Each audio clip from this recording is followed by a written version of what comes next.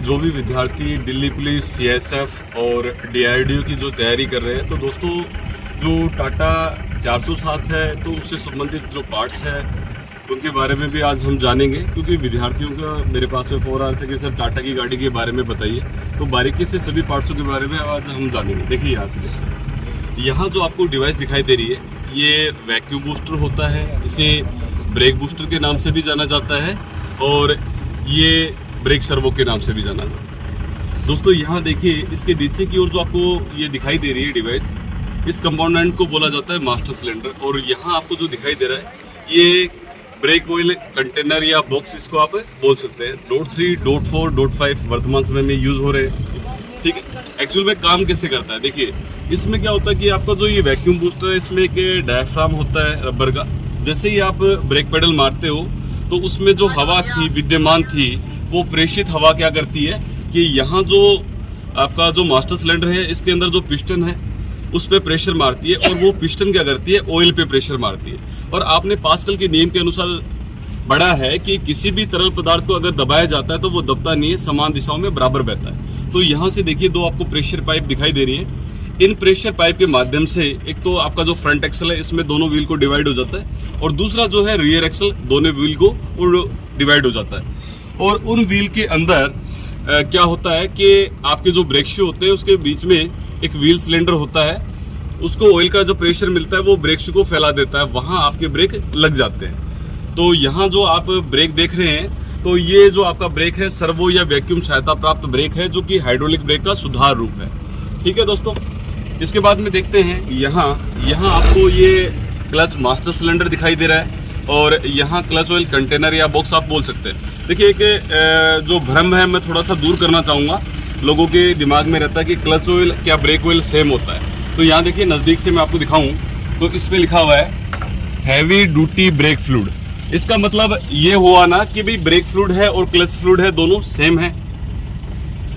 ठीक है दोस्तों, तो यहाँ ये क्लच मास्टर सिलेंडर है और यहाँ क्लच ऑयल कंटेनर या इसको आप बॉक्स बोल सकते हैं। देखिए आगे देखते हैं, यहाँ जो आपको पार्ट्स दिखाई दे रहा है थोड़ा नजदीक से देखना तो यहाँ जो आपको पार्ट्स दिखाई दे रहा है ये होता है विंडशील्ड वॉशर, यानी कि वाइपर सॉल्यूशन इसी के अंदर भरा जाता है। और नीचे की ओर आपको दिखाई दे रही है मोटर, विद्युत मोटर, क्योंकि आपको पता है कि जो ग्रेविटेशनल फोर्स है अर्थात गुरुत्वाकर्षण शक्ति है आसानी से तो जो इसके अंदर जो सॉल्यूशन है वो ऊपर नहीं जाने देगी, तो विद्युत मोटर का सहारा इसके लिए लिया जाता है। ठीक है दोस्तों, आगे देखते हैं और पार्ट्सों को भी। यहाँ देखिए दोस्तों आपको दोनों तरफ ये एक पार्ट्स दिखाई दे रहे हैं, इस तरफ भी आपको दिखाई दे रहा है और इस तरफ भी आपको दिखाई दे रहा है। ये क्या होते हैं, एयर वेंटिलेशन पाथ होते हैं जो आपकी केबिन के अंदर चैम्बर के अंदर जो एयर है वो सप्लाई करने के लिए। ठीक है, और नीचे की ओर आप देखिए यहाँ से आपकी स्टीयरिंग रोड आ रही है, थोड़ा नजदीक से दिखाना भाई, स्टीयरिंग रोड है और यहाँ आपको दिखाई दे रहा है ये यूनिवर्सल जॉइंट होता है। ये देखिए, यानी कि प्रोपेलर शाफ्ट के अतिरिक्त जो यूनिवर्सल जॉइंट है वो कहाँ है, आपकी स्टीयरिंग रोड में। और नीचे की ओर ये आपको जो दिखाई दे रहा है स्टीयरिंग गियर बॉक्स होता है, जिसमें कि ऐसे ही 90 नंबर जो ज्यादातर यूज किया जाता है सोसाइटी ऑफ ऑटोमोटिव इंजीनियर्स, जो इंजन ऑयल की जो ग्रेड है वो निर्धारित करता है। तो यहाँ गियर ऑयल है आपका ऐसे ही 90 नंबर।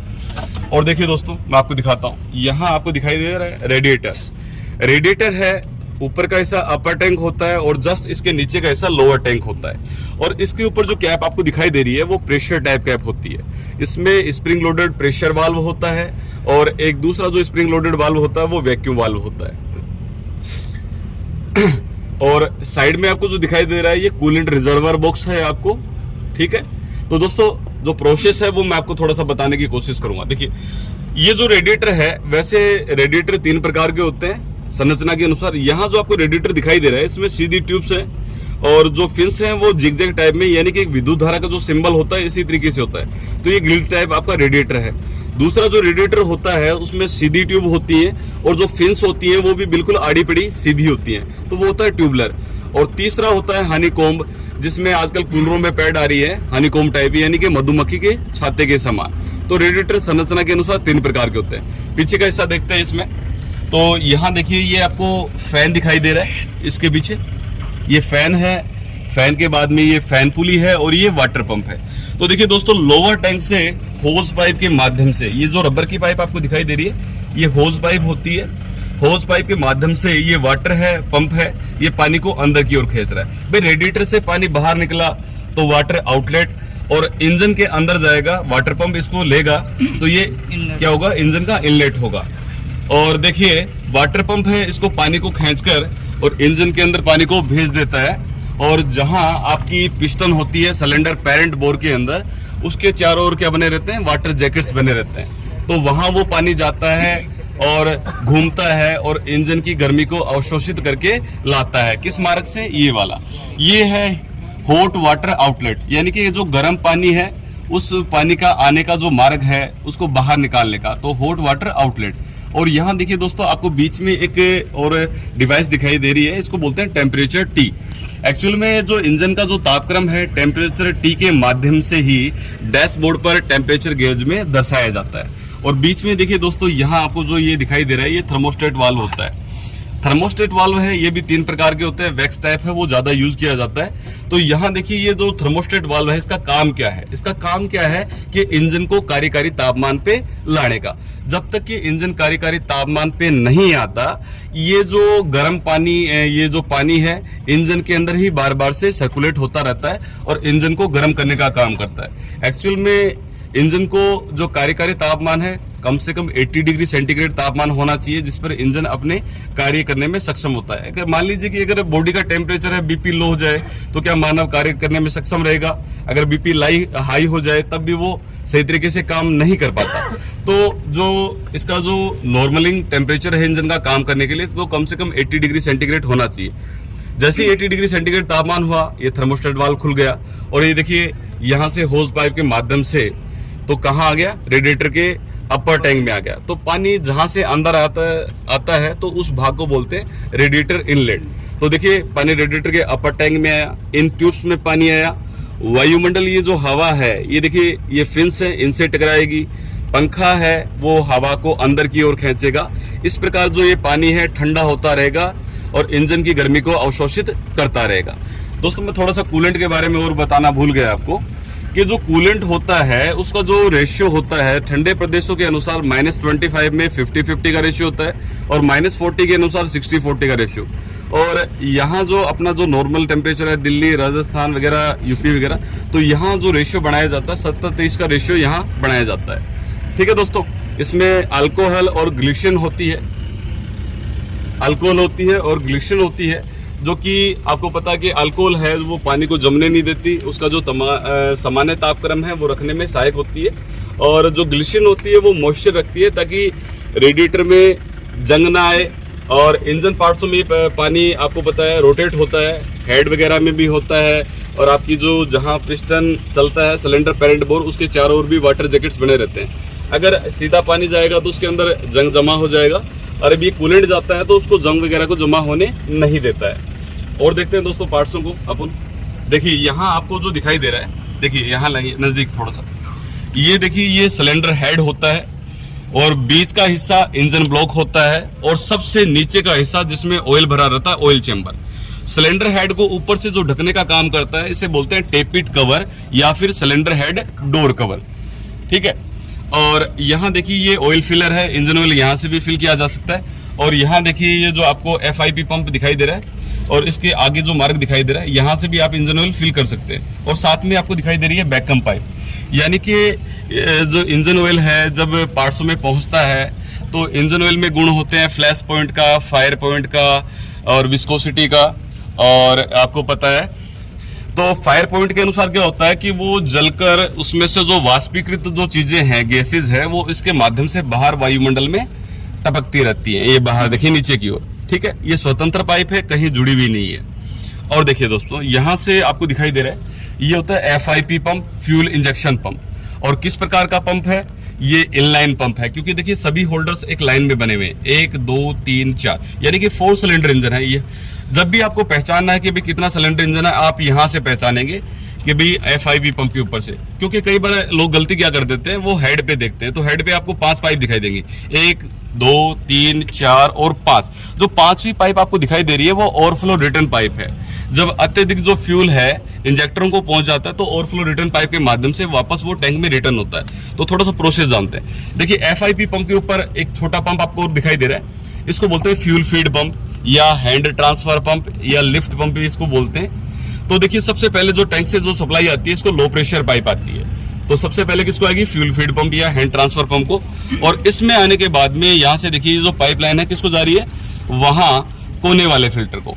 तो वो आपका प्राइमरी फिल्टर होता है जो कि क्लॉथ टाइप होता है, कपड़े का बना रहता है। सेकेंडरी जो फिल्टर है वो विशेष प्रकार के कागज या गत्ते का बना रहता है, ठीक है। तो मोटी अशुद्धियाँ प्राइमरी में और मेन अशुद्धियाँ सेकेंडरी में। यहाँ से सनने के बाद में देखिए ये जो प्रेशर पाइप है कहाँ आ रही है, बड़े वाले पंप को, यानी कि FIP में फ्यूल इंजेक्शन पंप। और मेरी थ्योरी के अनुसार मैं इसको बोलता हूँ TMP, T for temperature, M for measurement, P for pressure. इसके 3 काम होते हैं, ठीक है दोस्तों। तो देखिए यहाँ आने के बाद में ये होल्डर्स आपको दिखाई दे रहे हैं और इनके ऊपर जो लोहे की पाइप आपको दिखाई दे रही है वो हाई प्रेशर पाइप है जो इंजेक्टरों को फ्यूल की सप्लाई करती है, यानी कि डीजल की सप्लाई करती है, ठीक है। और लास्ट में जो पाइप आपको दिखाई दे रहा है वो है ओवरफ्लो रिटर्न पाइप। इसके माध्यम से जो अत्यधिक जो फ्यूल है वापस FIP पंप से कहाँ रिटर्न हो जाता है, टैंक में रिटर्न हो जाता है। और दोस्तों देखिए एक चीज और मैं आपको बताना चाहूंगा, यहाँ देखिए ये जो रोड है कहाँ आ रही है, FIP पंप के ऊपर आ रही है, यहाँ देखिए, ठीक है। तो FIP पंप के अंदर क्या होती है, गवर्नर होती है और गवर्नर का काम क्या है, इंजन की स्पीड के अनुसार फ्यूल की सप्लाई करना। कई बार समस्या ये आती है कि ब्रेक एक्सीलेटर पेडल दबा रहे हैं, गाड़ी दौड़ नहीं रही है, तो दौड़ेगी कैसे। एक्चुअल में क्या होता है कि गवर्नर खराब हो गई या गवर्नर के अंदर से जो कंट्रोल रोड है जो कि एक्सीलेटर रोड से जुड़ी हुई है, तो कंट्रोल रोड अटक गई है, तो समस्या FIP पंप के अंदर है, ना कि पेडल के अंदर। देखिए और आपको मैं दिखाना चाहूंगा, यहाँ ये दोस्त कई बार मुझसे पूछते हैं कि भाई ये क्या है, तो यहाँ देखिए ये FIP पंप का गियर होता है और यहाँ वाटर पंप है। एक्चुअल में वाटर पंप जिससे ऑपरेट होता है वो इंजन की केम शाफ्ट से ऑपरेट होती है। केम शाफ्ट इंटरनल पार्ट्स होता है, आंतरिक पार्ट्स होता है, बाहर की ओर ये वाटर पंप लगा हुआ है। और जो FIP पंप है उसका गियर भी किसके माध्यम से संचालित होता है, इंजन की केम शाफ्ट से। और देखिए दोस्तों नीचे की ओर जो सबसे नीचे की ओर जो आपको पुली दिखाई दे रही है वो होती है वाइब्रेशन डैम्पर पुली, जिसे कंपन अवमंदक के नाम से भी जाना जाता है। और ये ड्राई पुली है, ये कहाँ लगी हुई है, क्रैंकशाफ्ट के अग्रभाग पर, इसके पश्चिम भाग पर फ्लाईव्हील होता है। और देखिए इस ड्राई पुली के माध्यम से देखिए ये वी बेल्ट चढ़ा हुआ है, यहाँ पर फैन पुली और साइड में देखिए ये आपको दिखाई दे रहा है अल्टरनेटर दिखाई दे रहा है, यहाँ पर अल्टरनेटर पुली भी आपको दिखाई दे रही है। तो ये इसके माध्यम से ही संचालित है। तो देखिए दोस्तों क्या होता है कि कई बार ये क्वेश्चन भी पूछ लेते हैं कि पुरानी गाड़ियों में डायनेमो यूज हुआ करता था, लेकिन वर्तमान समय में गाड़ियों में अल्टरनेटर क्यों यूज होता है। तो मैं आपको बताना चाहूंगा, डायनेमो एक तो साइज में बड़ा होता था, दूसरा उसमें तांबे की वाइंडिंग भी बहुत ज्यादा होती थी, फील्ड कोयल थी, आर्मेचर था, बहुत ज्यादा तांबा यूज होता था। और तीसरी बात ये थी कि वो अलग से उसके लिए जो वोल्टेज रेगुलेट करने के लिए, क्योंकि वो धारा बैकफ्लो मारने लग जाता था, तो अलग से कटआउट स्विच की व्यवस्था भी करनी होती थी। और सबसे जो चौथी बात थी, सबसे हल्की बात क्या थी डायनेमो की, यानी कि कम स्पीड पर जहां खड्डे या पथरीले इलाके होते बैटरी को प्रॉपर तरीके से चार्ज नहीं कर पाता था। लेकिन उसके स्थान पे आ गया अल्टरनेटर, साइज में छोटा होता है, तांबे की वाइंडिंग भी कम हो गई, तो कॉस्ट में भी कम हो गया, किसी प्रकार से अलग से कटआउट स्विच की व्यवस्था नहीं करनी पड़ती। तो और सबसे जो महत्वपूर्ण बात थी, कैसी भी परिस्थिति हो बैटरी को प्रॉपर तरीके से चार्ज करता है। तो वर्तमान समय में डायनेमो के स्थान पर अल्टरनेटर का प्रयोग किया जाता है। एक क्वेश्चन और भी है दोस्तों, कई बार ये बोलते हैं कि डायनेमो डीसी करंट देता था और हमें चाहिए डीसी करंट। ये तो अल्टरनेटर है जो कि एसी करंट देता है, ये तो सही नहीं है। तो मैं आपको बताना चाहूंगा कि जो अल्टरनेटर है एसी करंट बनाता है, बिल्कुल कायदे की बात है, लेकिन इस अल्टरनेटर के अंदर सिलिकॉन रेक्टिफायर या डायोड लगे रहते हैं जो एसी को डीसी में कन्वर्ट करते हैं। मेन फंक्शन क्या है, बैटरी को चार्ज करना और अन्य जो विद्युत डिवाइस हैं इस गाड़ी के अंदर उनको करंट की सप्लाई देना। देखिए दोस्तों यहाँ आपको मैं और पार्ट्स के बारे में भी आपको मैं दिखाना चाहूंगा। यहाँ देखिए आपको जो दिखाई दे रहा है डिवाइस, इसे बोलते हैं एयर क्लीनर, और इसके अंदर होता है फिल्टर एलिमेंट। कई लोग इसे एयर फिल्टर भी बोलते हैं, लेकिन मैं इसे एयर क्लीनर या वायु शोधक के नाम से इसे बोलता हूँ, क्योंकि फिल्टर एलिमेंट क्या होता है, इसके इंटरनल पार्ट्स होता है, अंदर का हिस्सा होता है। तो वायुमंडलीय हवा यहाँ से प्रवेश करती है और देखिए ये आपको दिखाई दे रही है इनटेक होज के माध्यम से या इनटेक वे या इनटेक मैनिफोल्ड के माध्यम से कहाँ जाएगी, इंजन के अंदर। और बीच में देखिए दोस्तों यहाँ आपको एक डिवाइस दिखाई दे रही है, ये है टर्बो चार्जर। देखिए इसको थोड़ा गौर से देखिएगा, यहाँ आपको गोल गोल सा जो इंपेलर दिखाई दे रहा है जो कि एग्जॉस्ट मैनिफोल्ड, ये वाला एग्जॉस्ट मैनिफोल्ड है, इसके साथ में भी ये गोल गोल सा आपको इंपेलर दिखाई दे रहा है, ठीक है ना। नीचे की ओर आप देखोगे ये आपकी इनटेक होज पाइप से और ये जो एग्जॉस्ट मैनिफोल्ड है इसके साथ में गोल गोल से आपको ये जो डिवाइस दिखाई देगी वो क्या होगी, टर्बो चार्जर होगी। एक्चुअल में क्या होता है कि जब एग्जॉस्ट गैसेस निकलती हैं तो इसके पीछे वाला जो इंपेलर होता है उसको वो धक्का मारती है। तो लगभग ये मान लीजिए एग्जॉस्ट गैसों का जो प्रेशर होता है 55 से 85 psi की समथिंग प्रेशर होता है या उससे ज्यादा भी बढ़ जाता है। तो उसके अंदर जो इंपेलर होता है वो गोल घूमता है। उसी शाफ्ट पे होने के कारण जो इनटेक मैनिफोल्ड का जो आपको दिखाई दे रहा है ये वाला इंपेलर ये भी गोल घूमता है और ये विपरीत घूमता है। विपरीत घूमता है तो क्या होता है, शक पैदा होता है। तो ज्यादा से ज्यादा मात्रा में शुद्ध हवा खींचकर इंजन सिलेंडर को भेजता है, जिससे कि 30 से 40% जो एक्स्ट्रा ताकत है वो इंजन को प्रोवाइड कराता है। और ये जो टर्बो चार्जर है ऑपरेट किससे हो रहा है, एग्जॉस्ट गैसों से। तो आम के आम गुठलियों के भी था, क्योंकि एग्जॉस्ट गैसेज है वो इसमें यूज की जा रही है। और क्या लिया जा रहा है कि ज्यादा से ज्यादा मात्रा में शुद्ध हवा खींचकर इंजन सिलेंडर को भेजा जा रहा है। और आपको पता है कि मेन खेल ही क्या होता है कि इंजन के अंदर हवा का होता है। चाहे आप डीजल का कंप्रेशन रेशियो देख लीजिए या पेट्रोल इंजन का। डीजल का आप देखेंगे 14:1 से 22 अनुपात, तो इसमें 14 क्या है, 22 क्या है, हवा। तो मेन खेल क्या होता है कि हवा ही है, मेन इसके अंदर सबसे हवा है। तो टर्बो चार्जर एग्जॉस्ट गैसों से चलकर और ज्यादा से ज्यादा मात्रा में शुद्ध हवा खींचकर इंजन सिलेंडर को प्रोवाइड कराता है। और यहाँ से देखिए वो घूमकर इस पाइप के माध्यम से वो इंजन के अंदर प्रवेश करती है। वाल्व होते हैं, आपका जो ऊपर का हिस्सा होता है ये टेपिट कवर है। तो सिलेंडर हेड में आपको पता है वाल्व मैकेनिज्म, रोकर आर्म असेंबली वगैरह होती है। तो वहां से इनलेट वाल्व है, उसके माध्यम से जो हवा है वो अंदर जाएगी। और एग्जॉस्ट वाल्व के माध्यम से आपको पता है कि दूषित गैसें एग्जॉस्ट मैनिफोल्ड से होकर साइलेंसर के माध्यम से बाहर वायुमंडल में निकलती हैं। और देखिएगा दोस्तों, मैं आपको और पार्ट्सों के बारे में आपको बताना चाहूंगा। यहाँ देखिए नीचे की ओर आपको मैं दिखाता हूँ, ऊपर से आपको नहीं दिखाई देगा। नीचे की ओर से आप देखेंगे तो ये देखिए नीचे की ओर से यहाँ आपको जो दिखाई दे रहा है ये ऑयल फिल्टर होता है। ठीक है दोस्तों, हमेशा क्या होता है ये यहाँ सम्प के नजदीक ये होता है ऑयल चैम्बर या सम्प, इसके जो नजदीक होता है ये ऑयल फिल्टर होता है। और यहाँ आपको ये जो बोल्ट दिखाई दे रहा है इसे ड्रेन प्लग के नाम से जाना जाता है। इसी के माध्यम से जो इंजन ऑयल है वो निकाला जाता है, उसको ड्रेन किया जाता है। तो ये ड्रेन प्लग है दोस्तों, ठीक है। तो देखिएगा, और मैं आपको और गाड़ी के बारे में बताऊं कि ऊपर का जो हिस्सा होता है इंजन को खोलने के लिए, तो इसको बोलते हैं बोनट टॉप कवर या हुड के नाम से इसे जाना जाता है। बोनट हुड के नाम से जाना जाता है। यहाँ आपको ये बोनट दिखाई दे रहा है और ये bonnet top cover standing road होती है। ये इसका बम्पर होता है। एक्चुअल में इसको खोलने के लिए क्या होता है प्रोसेस, आप ड्राइवर सीट के पास में जाएंगे तो वहां आपको एक पुल बटन दिखाई देगा। आप अगर उसे प्रेस करते हैं तो ये आपका बोनट है, टॉप कवर है, ये खुल जाता है। और ये यहाँ आपको लीवर दिखाई दे रहा है, इस लीवर को थोड़ा सा प्रेस करेंगे तो आपका ये बोनट है ओपन हो जाता है। तो ये होता है बोनट टॉप कवर या फिर आप इसे बोल सकते हैं बोनट हुड के नाम से भी इसे जानते हैं। थोड़ा सा टायर्स वगैरह है वो भी आपको मैं बताना चाहूंगा। आज जो संपूर्ण जानकारी है उसका देने का प्रयास करता हूँ मैं आपको दोस्तों।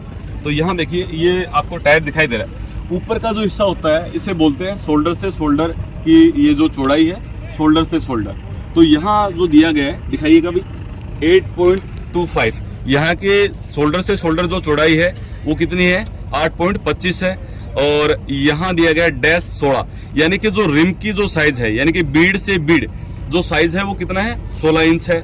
और देखिए दोस्तों 16 PR यानी कि इसकी जो प्लाई रेटिंग है वो क्या है, 16। क्योंकि जब ये टायर बनता है नायलॉन, रेयान, सूत की डोरिया, लोहे के गोल तार इत्यादि से मिलकर ये टायर बनता है। तो इसमें जो 16 प्लाई से इस टायर का निर्माण हुआ है। और दोस्तों यहाँ आप बुक के अनुसार देखेंगे तो आपको जो एयर प्रेशर है वो 70 से 80 PSI मिलेगा। और वर्तमान समय में 110 PSI की जो टायर हैं वो टाटा में यूज किए जा रहे हैं। और देखिए दोस्तों यहाँ आपको दिखाई देते हैं, ये जो आपको दिखाई दे रहा है ये होता है शॉक अब्जॉर्वर, ठीक है, यानी कि सस्पेंशन प्रणाली का बहुत ही अहम हिस्सा होता है दोस्तों। और इधर की ओर देखिएगा ये आपको लीफ स्प्रिंग दिखाई दे रही है। ऊपर की ओर जो लीफ स्प्रिंग होती है वो मेन लीफ स्प्रिंग होती है जो सेकिल पिन की सहायता से चेसिस फ्रेम में जोड़ी जाती है। यहाँ आपको दिखाई दे रही है ये यू क्लैंप या सी क्लैंप है।